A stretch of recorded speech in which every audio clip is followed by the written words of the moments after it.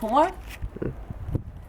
Taigi, šiandien aš jums parodysiu, kaip reikia pašokti su dviračiu, kuris vadinas BMX-as ir pašokimas vadinas bunny hopas.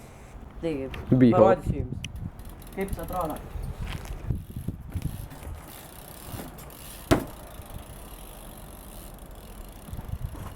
Taigi, sulėtinti viskas atrodytų taip. Įsikeliame priekį, su rankomis ir su pedalais stumiame galvą į orą. Taigi, gaunasi bunny hopas. Jokių būdų nedaryk, visokių ten hopų, vienu metu kelia dviratį, jokių tokių dalykų. Čia jokie pašokimai. Nu žodžiu. Ar mokitės po šito video pašokti? O jeigu rimčiau? Mėginti. Nu pabandyk bonus vieną kartą. Neužtai, nu pasistengkite kiek išeis. Nu, pradedam mokytis. Молодец. Baigiam.